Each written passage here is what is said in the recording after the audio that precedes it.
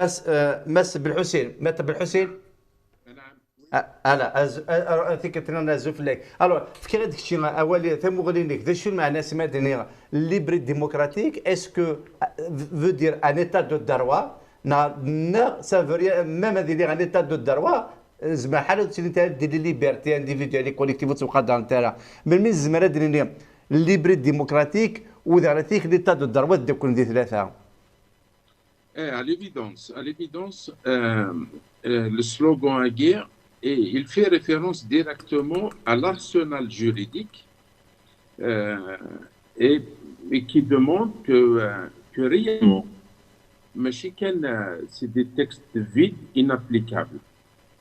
Agdodagi, il demande que réellement que la loi respecte la liberté de la citoyenne et des citoyens.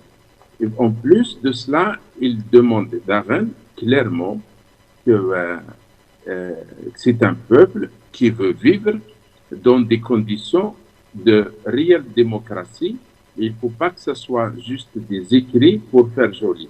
Mais par contre, à l'Essavion, le sens à guerre, le libre et démocratique, déjà ces deux sujets, on pourrait presque faire une émission pour chaque bout. À l'intérieur, parce qu'on ne peut pas dissocier l'un de l'autre, liberté et démocratie. Ce n'est pas possible. Une démocratie sans liberté n'a pas de sens. Une liberté qui n'est pas dans un système démocratique, c'est juste impossible. Donc, mais pour la rhétorique, il faudra quand même pouvoir séparer les deux notions. Quand on dit Algérie libre, on n'a pas dit les Hind libres ou je ne sais pas, le citoyen libre. On a dit Algérie libre. Mais qu'il est à l'Essavier, le mot liberté à guerre, qui est revendiqué par le peuple, vient de très loin.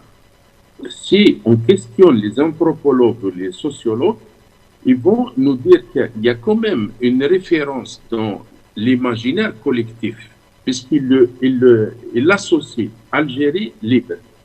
Donc on ne peut pas s'arrêter à l'un sans se pencher sur la deuxième notion, Algérie libre. Et si on interroge les sociologues ou les historiens, les anthropologues, ils vont nous expliquer certainement que le mot liberté à guerre, il a un double sens. Le premier sens, c'est à l'intérieur du territoire et le deuxième sens, c'est à l'extérieur, en termes de géopolitique, en termes d'indépendance vis-à-vis des puissances étrangères. Il y aura à l'intérieur. On sait tous, le peuple algérien a toujours été, avant l'arrivée des Turcs en 1513, a toujours été libre, un peuple libre, une Algérie libre. Et à plus forte raison, c'était des tribus, Qaba'il, au sens de Qabila. Et c'est Qaba'il, sur le Qabila, la tribu, elle était complètement libre et indépendante et autonome de toute autre tribu. C'est uniquement en cas de pandémie, par exemple, en cas d'autres difficultés de guerre, par exemple d'agression, les tribus se réunissaient ensemble sous forme de confédération dans un seul objectif, c'est de combattre, par exemple, la guerre née, l'envahisseur, de combattre momentanément la pandémie. Mais ça a toujours été un peuple extrêmement libre, extrêmement démocratique. Ça, c'est vraiment, c'est ancré dans le conscient collectif. C'est une continuité de cela. Les Turcs en 1513, ils ont restructuré la liberté, la notion de la liberté au sein de la tribu. À l'intérieur de Qabila, ils ont créé ce qu'on appelle la pyramide. Nous souffrons encore de cela sous forme d'État central. Après les Turcs, les Français, ils n'ont pas fait mieux, voire même pire. Et aujourd'hui, le régime d'aujourd'hui, pour paraphraser et ne pas faire langue, ils n'ont pas monopolisé la parole.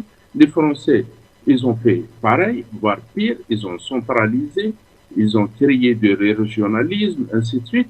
Et là, c'était un seul but pour essayer d'effacer l'identité d'un peuple libre le plus possible. Et ça continue jusqu'à maintenant. Ça, c'est à l'intérieur. Ce peuple, il y a la répression, et je rejoins entièrement vos intervenants tout à l'heure sur le plateau.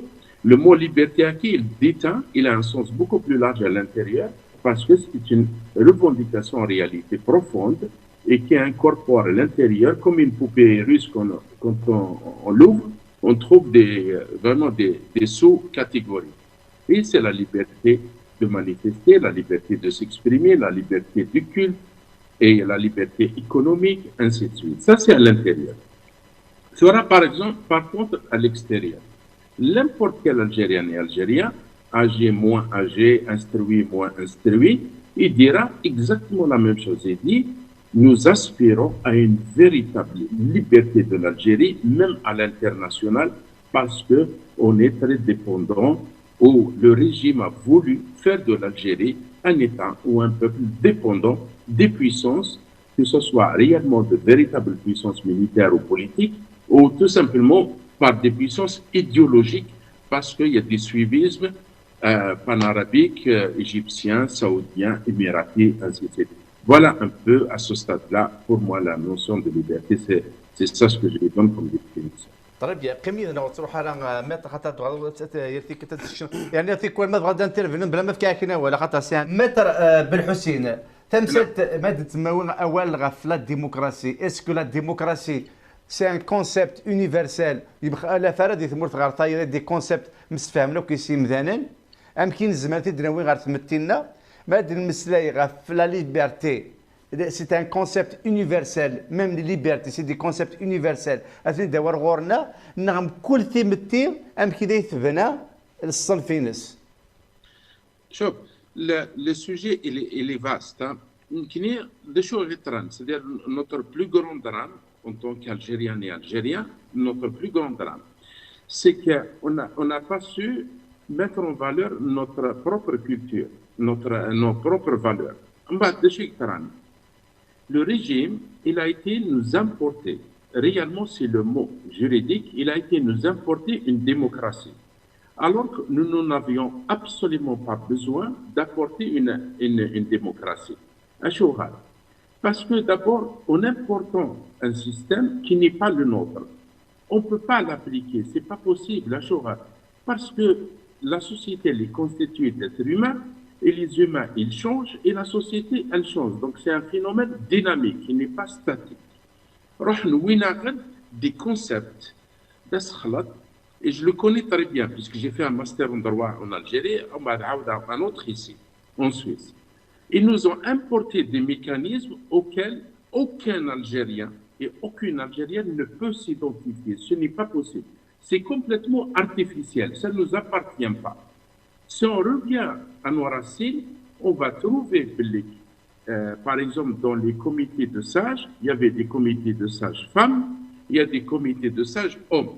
Et chaque comité de sages était compétent pour un domaine précis.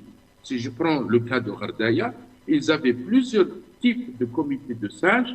Ça veut dire quoi? Celui qui s'occupe de la préservation de l'eau, parce que Amen Denigia Azizen dans le sud.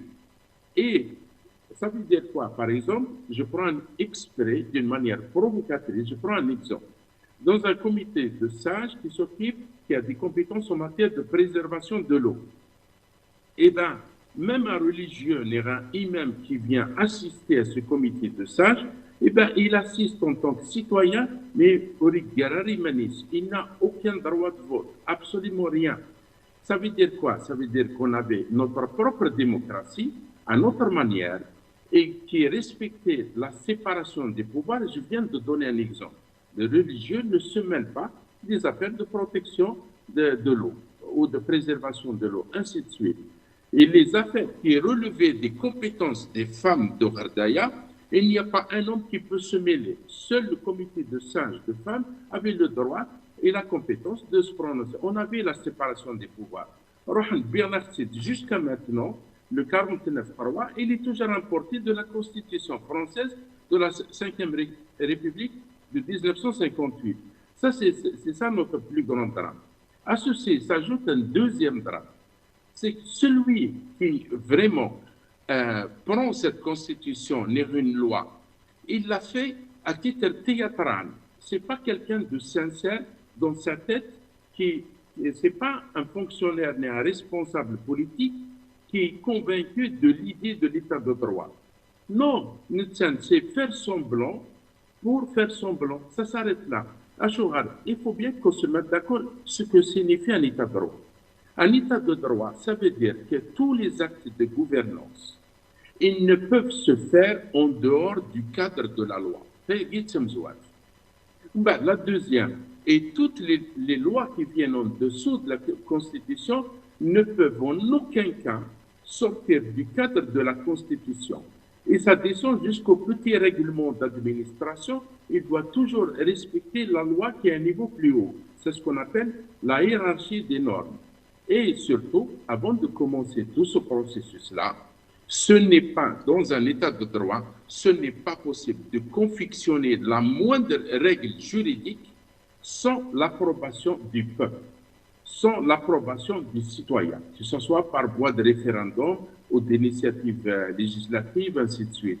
Einstein, ok, nous ne l'avons pas en Algérie. Il n'y a que le président qui a l'initiative de la Constitution, de la révision constitutionnelle. Le peuple, jusqu'à maintenant, on est le 27 mars 2021, n'a droit au chapitre à rien. Il n'a que des obligations. Et donc, ce n'est pas étonnant qu'il sorte dans la rue et d'une manière, avec un génie populaire, d'une manière assez ingénieuse. Il a su résumer tout ce que je suis en train de dire et que je pourrais dire encore pendant 4-5 heures. Il a résumé en 2 mots, Daoula, libre, un État libre et démocratique, une Algérie libre et démocratique. Il a su vraiment par son génie résumer cela. Ça veut dire quoi? Ça veut dire que soit on est dans un système théâtral pour faire joli, pour que les puissances étrangères ne nous accusent pas de vivre dans un État autoritaire, despotique et tout ce qui s'ensuit. Eh bien, on fait semblant d'avoir une constitution, on fait semblant d'avoir des lois, mais en réalité, celui qui a appliqué, un de vos intervenants l'a dit à juste titre tout à l'heure, il a dit, dans un état de droit, même un juge, il doit rester dans le cadre légal. Ce n'est pas son opinion ou son idéologie qui doit primer, mais c'est le cadre légal. Maintenant, au niveau de la confection des lois, ça, c'est tout à fait normal. Il y a toujours un combat de diverses idéologies qui vont s'affronter et que le meilleur gagne, mais le meilleur gagne dans le respect des minorités. Et toutes les minorités, peu importe quel type de minorité, si c'est une minorité culturelle, une minorité religieuse, une minorité liée à une ethnie, ainsi de suite, dans le respect. Il n'y a pas de démocratie sans respect des minorités. Voilà ce que je voulais dire par rapport à la question. Est-ce que c'est une question d'éducation ou de conviction? À mon avis, notre drame, c'est qu'on a importé un système qui n'est pas le nôtre, alors que nous en avions un système qui fonctionnait très bien dans le système tribal. Et voilà, il y a plusieurs ouvrages qui parlent de cela. Mais comment on développer justement le système de نسعى نكوني غاسل كان cadre juridique هذه يقيم دي ثمورثنا. Wallah, c'est très facile. C'est très facile. Pourquoi? Parce qu'on avait fait l'exercice, on a créé 28 comités de rédaction sur tout le territoire algérien, 2019-2020. Et puis, il fallait juste aller recenser, c'est très simple, il fallait juste aller recenser les slogans et les mettre par différentes catégories. Les slogans de Hirak, hein, et ces slogans de Hirak, ils sortent du conscient collectif du peuple algérien et qui remontent jusqu'à l'an 706, avant l'arrivée des Turcs. Ça veut dire comment vivaient les Algériens ou les tribus algériennes, comment elles vivaient sur ce territoire-là.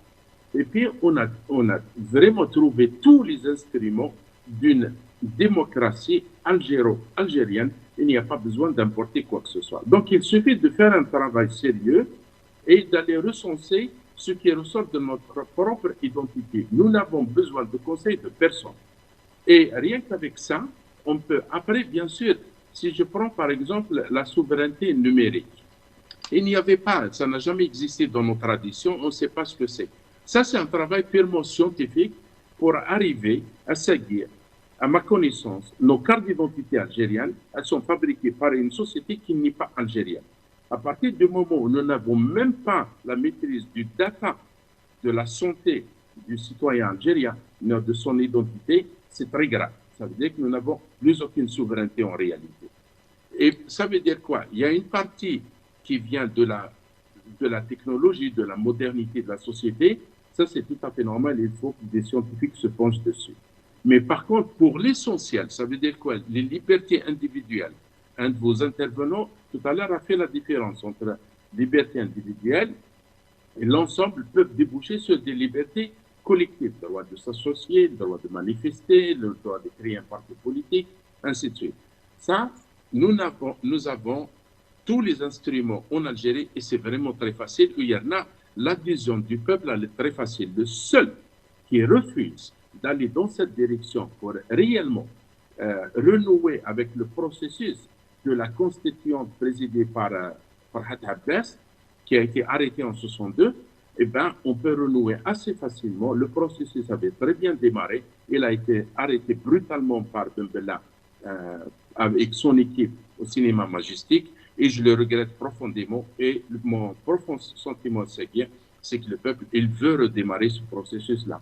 Voilà. Merci de m'avoir donné la parole.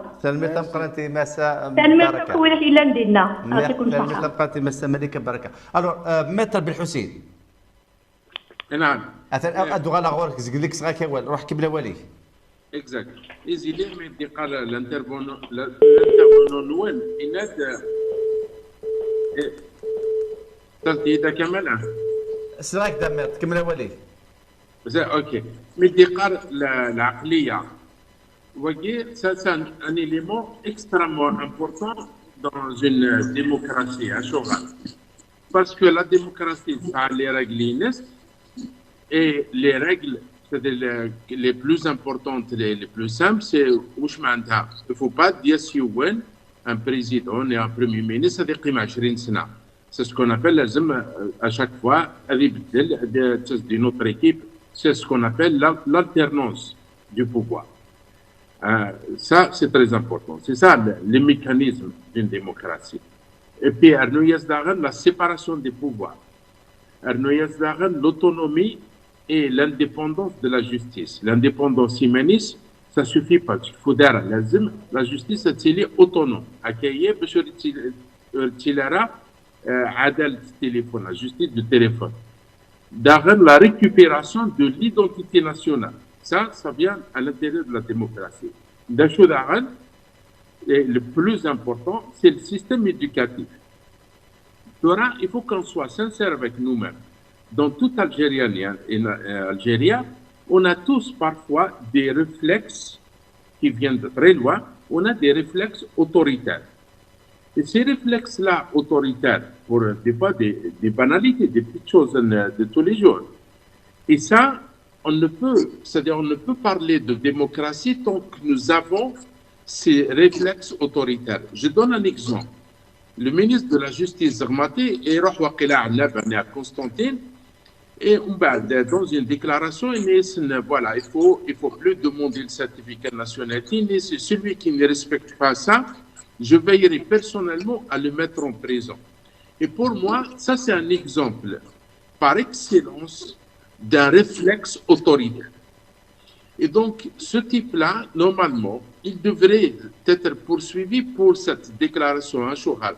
Parce qu'il vient d'admettre que ce qu'il voit n'a rien à voir avec la loi à Choral. Parce que dans une démocratie, il faut un état de droit. Et pour qu'il y ait un état de droit, il faut respecter la loi. Il croit que la démocratie n'a rien à voir avec un état de droit.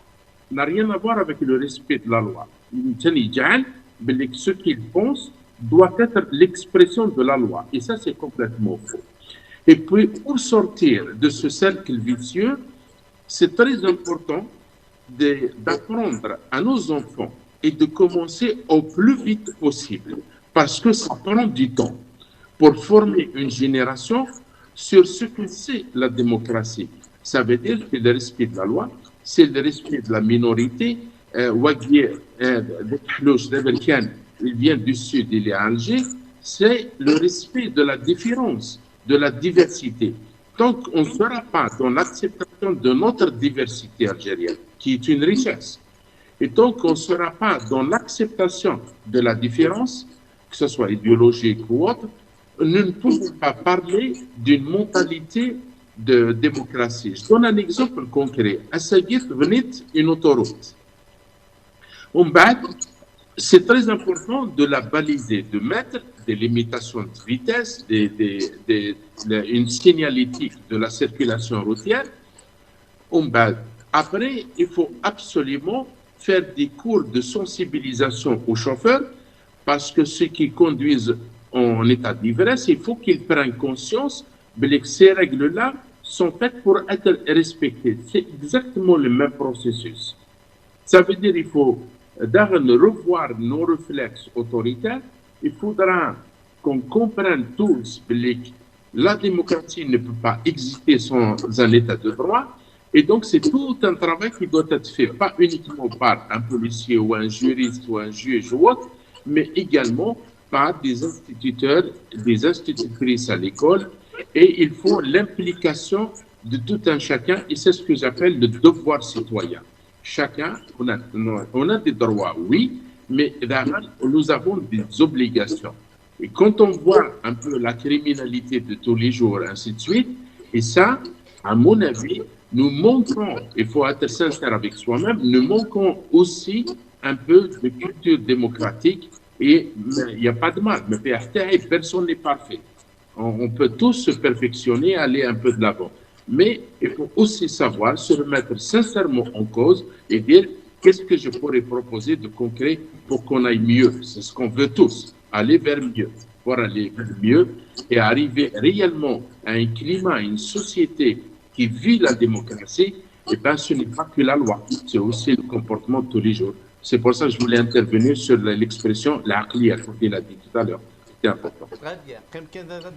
الوغ تناوض الفغي خاطر ما تفضل السلوغ الليبري ديموكراتيك انا في ذاك اللي يتشرطاس ذا المعاني ذواكي ذا الاساس مقران خاطر تيليين ذاين يقرزن سواطاس لا ديموكراسي اوسي ماشي كان ذا الفوت بي سي اون كولتور كيل سون لي ميكانيزم اللي قد تواخذ من الناس بوساكيني يمي اكدو ديال فذ السلوغ ياكي الا قد تفهم مره شو يكسع داخليس خاطر القاي سواطاس quels sont les mécanismes اللي قادر نخوض يوكل نوضر يسوي اشو اللي قادر يخدم الانتيليكتويال اشو اللي قادر يخدم لو سامبل سيتويان يوكل نوض نفهم القال الفهم القاين لسلوغ ياكي.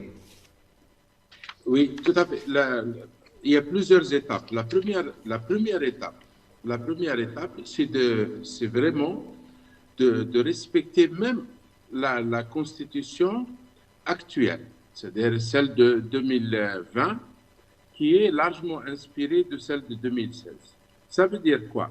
Ça veut dire qu'il faudra que l'État cesse de mélanger les affaires religieuses avec ce que j'appellerais les affaires de la République, la Res Publica. C'est-à-dire qu'il faut vraiment séparer entre ces deux choses-là. Pour arriver à cela, il y a aussi un devoir citoyen. Je vais donner un exemple concret. Cheikh Jama del primaire.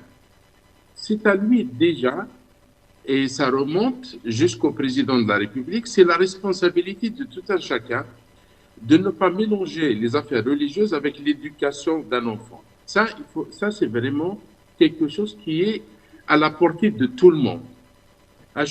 Ça n'a pas de sens de sortir le vendredi, dire Doula, Jazair Démocratia, et puis le samedi et le dimanche, aller faire exactement le contraire. Ça, il faut qu'on soit sincère avec nous-mêmes. Et puis, ça veut dire quoi? Ça veut dire que le régime aguerri, soit le nouveau régime, parce que vu la dynamique populaire depuis février 2019, on voit de toute façon, nous dirigeons vers une deuxième république. Ça, c'est inévitable. C'est impossible de faire autrement. Il n'y a plus de marche arrière possible. Donc, soit on est sincère avec nous-mêmes et on veut éviter des problèmes supplémentaires et on veut être sincère avec nous-mêmes, c'est de commencer par le quotidien, déjà dans les écoles primaires, les CEM, les lycées, c'est de commencer par séparer les affaires religieuses des affaires de la République, si je peux le dire comme ça. Ça, c'est vraiment important. Deuxième des choses, je rejoins un de vos intervenants, il faut absolument ouvrir le débat. Et la chance que notre génération a, c'est qu'avant la technologie, ben, Berber TV n'aurait jamais pu exister. Et on aurait été toujours dépendant soit de l'imam de masjid, soit de la télé publique qui est en réalité un outil de propagande du régime. Torah, avec la technologie, les réseaux sociaux, Berber TV et d'autres, donc ça veut dire quoi? Ça veut dire que n'importe quel citoyen, il a beaucoup plus facilement accès au savoir. Même s'il est analphabète, il peut accéder au savoir. Et par la multiplication des réseaux sociaux, des débats numériques, des Berber TV, d'autres télés semblables. Ça, à mon avis, ça c'est vraiment la priorité à faire. Maintenant, d'un point de vue légal, le régime actuel a été condamné plusieurs fois, pas plus tard que début mars, a été condamné par l'ONU, parce que les dépassements sont terribles. Ça va jusqu'à des tortures, ainsi de suite. On ne peut plus parler de démocratie, et il est anachronique, il est complètement décalé de la volonté populaire. Ça veut dire quoi? Ça veut dire que, tout simplement, aujourd'hui, ce régime, il est condamné. Soit il essaie de se sauver en venant vers le peuple et puis en embrassant ces valeurs démocratiques revendiquées par le peuple, soit il est en train de se condamner ou de s'auto-condamner, et ça veut dire que c'est une question de quelques mois. Et je ne crois même pas que je peux parler de quelques années, mais de quelques mois, mais ce régime ne pourra jamais tenir à ce rythme-là. Surtout que la crise économique, elle est là, elle pointe son nez, et le risque de s'aggraver, ainsi de suite. Donc, à mon avis, c'est très simple. Chaque citoyen doit prendre sa propre responsabilité en tant que citoyen et de commencer aussi, ou de continuer s'il le fait déjà, ou d'améliorer s'il le fait bien, d'améliorer. Comme ça, je ne porte aucun jugement de valeur sur le compte, mais c'est important que je donne mon avis en toute liberté. Et chaque citoyen doit intégrer l'idée de sa propre citoyenneté, de ses droits, mais aussi de ses devoirs, et de séparer le religieux des choses de la République, de séparer, c'est-à-dire de ne pas se mêler là où il ne doit pas se mêler, mais en même temps de dénoncer les cas qui doivent être dénoncés, ça c'est très important. Et le régime, à lui de voir s'il veut subsister ou il veut tomber au plus vite parce qu'il n'y a pas d'autre solution. Et ça, c'est d'embrasser vraiment les valeurs démocratiques réellement revendiquées par le peuple. Voilà un peu les 2-3 propositions que je peux formuler. تلميذ ثم قرأت له ويبسيط تبعنا كغلا ولا نذاك اللي غنعرض ديال تيكل تد نستطاف دي سلوغو نعرض نديكو نعم على حسابي كي خاطر اكيدو ذي لقاس بالسلايد 36 سوا السلايد 36 كيبغى يفهم نكوني غورنا تسرتي تاكيد لارابيزاسيون الى لونغ اراب كلاسيك نتيد سيدي قانون ديمو سناون بليك سي لونغ ايترونجير داخل لا سوسيتي تستقداشنا لا تسي مذانا والعرب الجيريا سي نو با دو العرب باسكو قلت مسات دي باسات نسقر في اول فلاس على حسابك اشوغا لو بوفوار il insiste attache dans la politique de l'arabisation il a dépensé des milliards et des milliards et des milliards alors que دا شو السبه وتفضل شو يديوهم ويقيدو ذك وانشتاقي شوف كابل باش لي téléspectateurs comprennent vraiment le fond du sujet. C'est très important que j'aborde ces différents points. Les différents points, c'est très important que je les aborde. Depuis 1962, le régime agui, ce qui dit Btfilana, il قررت بليك باش une société باش تزمر تروح vers le développement. Le plus simple, c'est que تهضر يوث اللغة هكا الشعب كيتقدروا كيف نتفاهمن et ça va beaucoup plus vite en termes que ce soit de recherche scientifique ni à autre chose. Par exemple, en Chine, ça a à peu près 3000 dialectes. Et pourtant, la Chine, les 3000 dialectes ne l'ont pas empêché d'arriver où ils sont. Ils sont devenus quasiment la première puissance au monde. Mais je dois préciser que la Chine, il y a 24 ans, elle était plus pauvre que l'Algérie. Ça veut dire quoi? Ça veut dire que le régime agui, il dit tout sauf la vérité. Ça, c'est très important. Il manipule ce peuple. La vie a changé. Avec les réseaux sociaux, les moyens de technologie, nous ne sommes plus des prisonniers de la propagande de la télé publique. C'est très important que les téléspectateurs comprennent ça. Donc, une seule langue ne sert à rien. C'est-à-dire ce n'est pas un facteur déterminant pour qu'une population puisse se développer ou non. Et je viens de donner l'exemple de comparatif entre l'état de pauvreté ou de richesse entre la Chine et l'Algérie. Ça, c'est la première. La deuxième des choses, c'est que RSA, أكنيلان نهنمو كيف أكنيلان سمحتي كان RSA les hauts fonctionnaires algériens RSA وكيف هدر ستروميت كتبن ستروميت دني كذب وين ريكون ديني بلي كلشي يموك استعرض سو ني با فري ويرنا نولا ميمش نقريحه اسمي يروح هذه يولي داخل بليزيور سيدير دينيتار étrangers يهضر يدسن ستروميت ميم ارثورا بوتفليقه نيغاوين سميتها فوتبول ستروميت يهضر لي رابور على الانتيريور داخل نتواليثن وكيف تواكبن ستروميت دونك c'est très important de comprendre l'hypocrisie. Et puis, le troisième exemple, si je prends l'exemple de la Suisse, il y a 4 langues. Il y en a même 3 officielles. 3 officielles. Le français, l'allemand ou l'italien. Ou maintenant, la langue romanche, il y a 25 000 personnes, mais ça reste une langue nationale, elle n'est pas officielle. Dans l'Espagne, par exemple, la Catalogne. Partout, ça fait en espagnol, mais en catalan. Est-ce que ça veut dire qu'on est plus riche, qu'on est plus développé que l'Espagne? Je ne crois pas. Et ça veut dire quoi? Ça veut dire que malgré les 2 langues, catalan et espagnol en Espagne, eh ben, ça ne les a pas empêchés de se développer. Donc, c'est un faux sujet. Qu'est-ce qui reste? À partir du moment où la coquille elle est vide, ça veut dire qu'ils essaient d'utiliser la langue arabe, qui n'est pas la nôtre. Elle est importée d'Égypte et d'ailleurs. La langue est un outil de manipulation. C'est un outil de gestion de la crise actuelle pour essayer, par les moyens de la contre-révolution, de vider le de sa substance, c'est-à-dire de le conduire à bout pour créer de faux sujets. Le pire encore, ce qui est extrêmement grave, quand on est ministre, on est soumis à la République et surtout, on est soumis aux règles, aux lois de la République. Et là, ça devient très grave, parce qu'à partir du moment où on est soumis aux règles et aux lois de la République, eh ben, il faut commencer par la plus haute loi qui existe. Vilzaïr et ailleurs, c'est la Constitution. Et la Constitution de ce Tqared, eh ben, c'est une langue officielle. Ça veut dire quoi?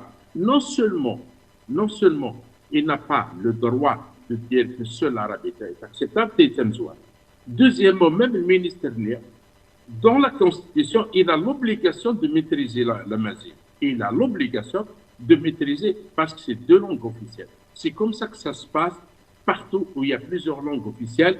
Eh ben, les responsables doivent nécessairement maîtriser les langues. Sinon, ils ne peuvent pas accéder à ce type de poste. Gorsiar Bismana, la ministre de la Justice suisse, eh ben, quand on l'écoute, on peut suivre ce qu'elle dit. Eh ben, elle est obligée de parler les langues officielles de la Suisse. Elle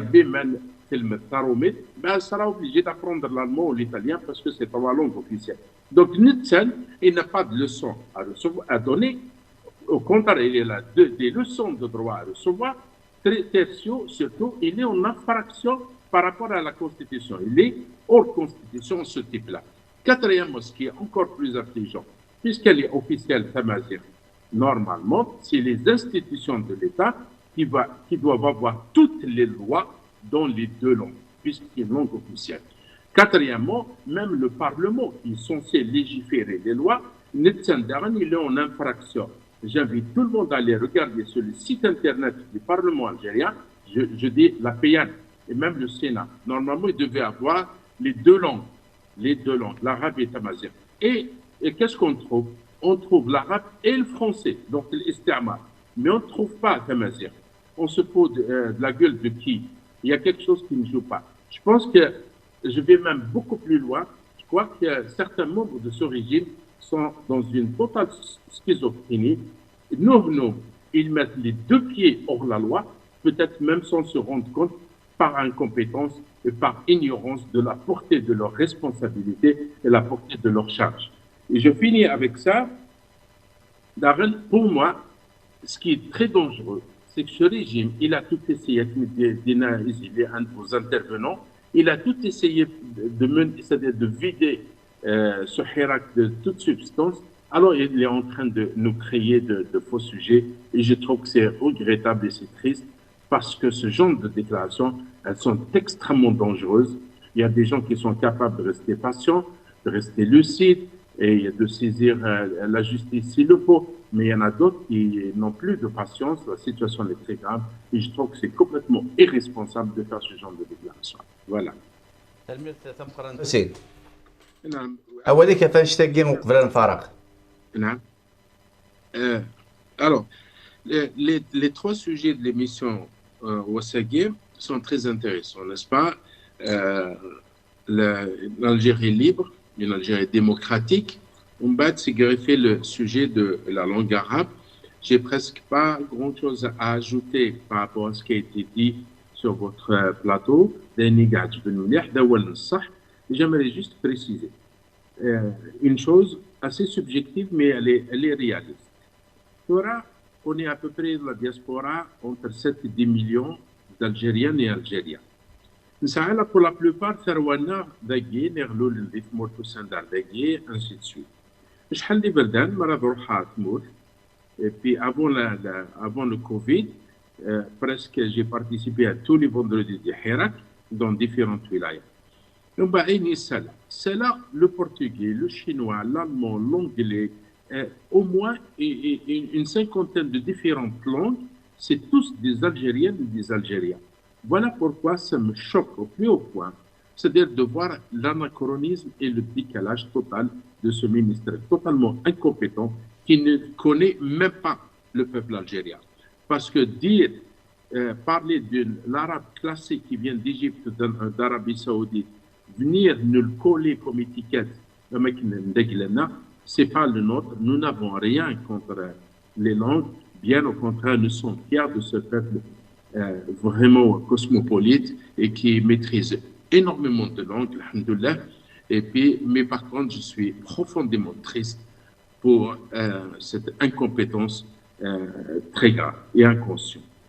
Par contre, pour finir sur une bonne touche assez optimiste, sincèrement, de ce que j'ai lu, de ce que j'ai vu, de ce que j'ai analysé, depuis 1954, il n'y a jamais eu une mobilisation aussi belle, aussi magnifique, aussi grandiose en Algérie que depuis février 2019. Mon fils a passé son baccalauréat l'année passée en Suisse. Un des sujets en histoire, c'était le Hirak algérien. Pour dire à quel point, même c'est devenu un sujet de baccalauréat. Ça, c'est très important que je le précise. Et mon fils, il l'a fait avec beaucoup de fierté, bien sûr. Mais ça a aussi un intérêt académique en Suisse. Donc, ce n'est pas rien. Et j'ajoute, la plus belle chose, c'est justement de voir la danseuse de Ballerine en plein milieu de la rue l'Arbi Benoît des Sauf-Erreurs, à côté de quelqu'un d'un barbu et d'une femme de hijab ou sans hijab, un peu de tout, la diversité à guerre. Ça, c'est la véritable Algérie moderne. Ça, c'est très important. Et puis, cette beauté de la sortie de ce peuple, à mon avis, n'est pas un simple soulèvement spontané. À mon avis, c'est beaucoup plus une demande profonde de ce peuple vers une refondation totale du système de gouvernance et une refondation totale de cette population. Et j'ai bon espoir. Et grâce à Berber TV, surtout, pourquoi? Parce que ça nous donne le droit de parler, ça nous donne le droit de nous exprimer, ça nous donne aussi l'occasion d'échanger entre nous. Et ça veut dire quoi? Retrouver notre fierté algérienne, retrouver notre citoyenneté, et c'est vraiment formidable. Et ça, pour moi, c'est vraiment un processus tout à fait naturel et qui va vers une démocratisation, non seulement au sens de la loi, mais aussi au sens ethnographique, anthropologique. C'est vraiment une démocratisation des mentalités et c'est extraordinaire avec comme ça.